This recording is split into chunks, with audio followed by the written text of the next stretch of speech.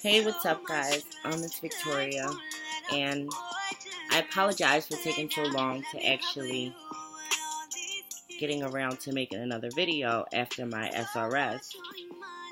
It's been a lot. It's been extreme. This was something very extreme that I don't think that I was prepared for physically, but mentally I was there. Just physically I wasn't there all the way. So it was a lot harder for me to just give up and just do certain things and just go forth with this surgery.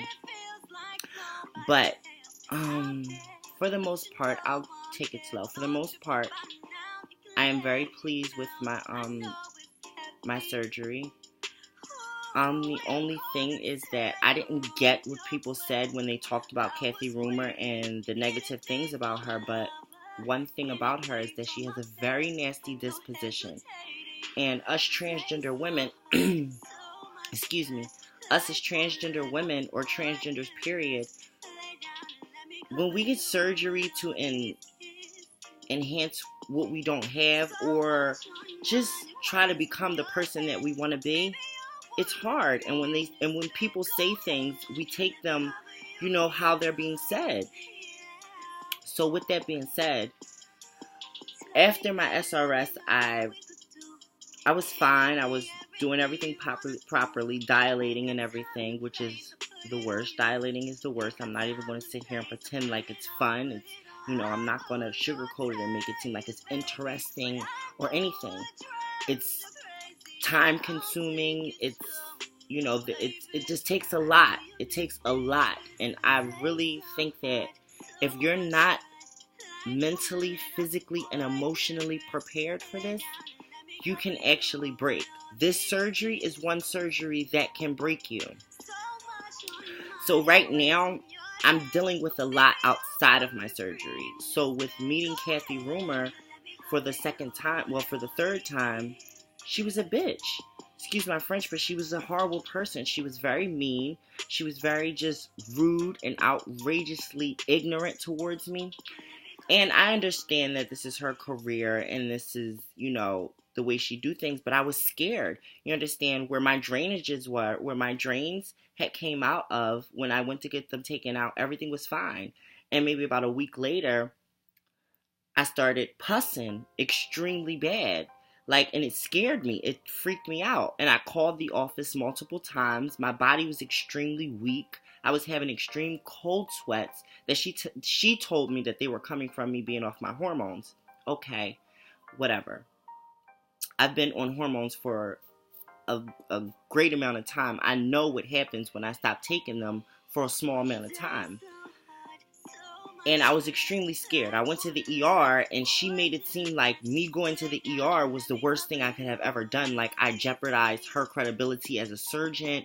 Like I discredited her name or something. And that was never the case. The case was that I wanted to make sure that I was okay because I was scared. This is a life-changing surgery. This was not a breast augmentation. This was not a rhinoplasty. This was not a tracheal shave.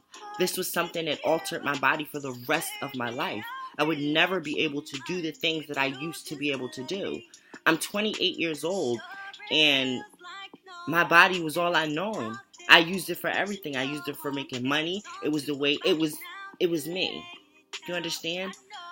But when I met with her she just was so rude to me and I broke down. I broke down in tears. I cried and everything because I didn't feel like for her as a cis woman, a regular female, she would never understand the mental stability or the physical stability that I was going through. She would never understand that. Yes, she may perform the surgery, but she does not know how it feels to have the surgery done on herself. So with that being said, Kathy Rumor was a complete bitch to me. She was very rude to me, and after the surgery, it was very shut off. It was very much, you're on your own, you do what you gotta do. And I understand that. She gave me a list of rules and a list of things to do, but still, I was scared. You understand? So I went to the ER. One thing I'm going to say that if you do get this surgery, please do your research on the surgeon that you want to choose. I I would say schedule a sit down, have a meeting with them outside of your consultation. Just be aware of the person that's actually performing your surgery. I was not aware of her personality or the person that she was before the surgery. She was, like I said in my prior videos, she was very bam, bam, bam. But the person that I met when I was in the hospital in pain, and she's telling me that I'm overreacting, and she's telling me that, I'm just not doing something right when I'm doing everything that she asked me. It just made me feel horrible. And I cried and I bust down in tears because I couldn't believe that this woman, this surgeon, was actually putting me through this. And it's just been a lot. It's been a lot. Like I said, after the surgery went well, the healing process was fine. It's just the emotional state of not knowing what's going on with your body because things don't look normal. Things don't look like, it doesn't look like, when you first get it, it's not going to look like a porn star's vagina. It's not going to look like the pictures that she showed you because it's very, very new. And it's your body. So what you're used to seeing, it's not there anymore. Not where a breast augmentation is, where you can picture yourself with breasts and you know exactly what they should look like. You understand? This was something very different for me. So with that, I was not comfortable with the way that she made me feel as a woman. And I was very scared of everything that was going on after. But, I prayed and so far everything is good. But this just takes me to a transgender period. Women, men, whoever you are. Just when you're getting surgery, just be prepared for everything that's going to happen. Be prepared that 98.9, that 1% can be the percentage of you getting fucked up. You get what I'm saying? And it was hard for me to even record a video because I was so scared of my results not being like my breast augmentation, or not being as good as my nose job, or, just not being botched. That was what I was more afraid of. And even to this day, 3 weeks after my surgery, today makes 3 weeks. I'm pleased with it now, but I had to grow to accept what I had done. And yes, I was here in my mind, I was there, but my body, I didn't think that I was ready. I don't think my body was ready for it. So it took like a lot out of me. It took time, it took energy, it took emotions, it took everything for me to just snap back to reality and say, okay, this is what you've done. Now you have to get to know the woman that you are, because the person that you were, that person's gone. And another thing that I was dealing with is because the transgender women in my city of Philadelphia, the African American transgender women, everyone is so hateful, and everyone is so ready to bash the next person based off of anything, based off of their insecurities. They bring them out on you, and I'm not like that. I'm a transgender woman that actually wants to see other transgender women doing better things with life. I would rather us be more unified than to be, pulled apart. And it's so horrible because the girls here, they're so ready and so eager to break the next person down, to uphold themselves or put themselves above and beyond, when we're all fighting for the same thing, sis. We're all fighting for equality. We're all fighting for, the same respect as everyone else. So dealing with the ridicule of the transgender women and just telling me that, oh, I'm going to be psychotic, that I'm not going to, I'm going to go crazy because I'm not going to be able to climax, or I'm going to be crazy, just based off of a bunch of bullshit, when there was no transgender women besides the younger ones that were saying, great job, you're doing what you want to do, you are taking a huge step. They were not saying that. It was very few. I'm not going to say no one, but there were very few transgender women that was actually on my side. And it hurts because, like I have expressed in my prior videos, I love transgender people. People don't understand the struggle and the fight that we go to just to be accepted, or just to feel like we're one, we're the same. And for the girls that, you know, I used to look up to, not even used to, because I still do. I still do look up to these people for their beautiful struggles and the everything that they've become. You understand? And if for it not to be ridiculed, not for it to be reciprocated towards me, it just makes me feel like an outcast or an outsider. And it's to the point where, as though I have very little friends anymore. I have very little friends because they think that I'm going to judge them, or they're judging me because of my life decisions that I choose to do to better myself. It's just been a constant emotional battle with myself and everyone around me, because all I want to do is satisfy myself and make myself happy. I just want to be the best woman that I can be. Sorry, guys.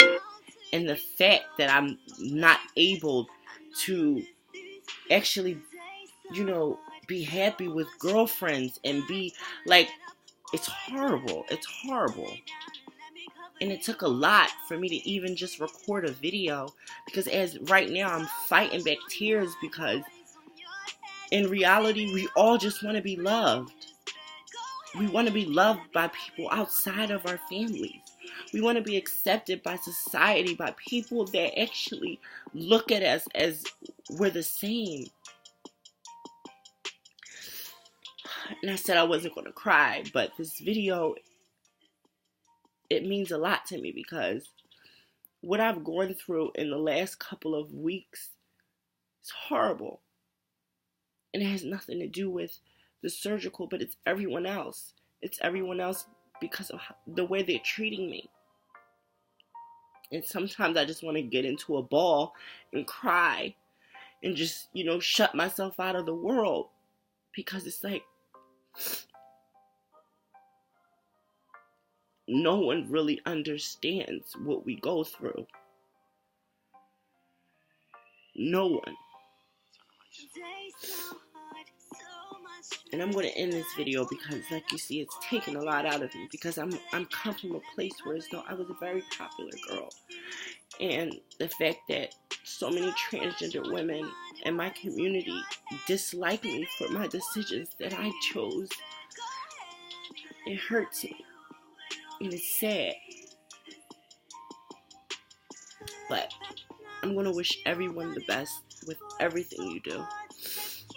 And never, ever, ever be afraid to accomplish your dreams because of the naysayers or the people that's not there to support you. Because long as you support you, that's all that matters. Your dream is the one that matters. Your life is the one that matters. You're living for yourself. And it may sound selfish sometimes, but sometimes when it comes to protecting your heart and when it comes to protecting yourself, you have to be selfish. You have to be. And I'm sorry that you guys have to see me like this, but this is real. It's not fake. This is me. I love you guys, and thank you for being there. Share, support, subscribe.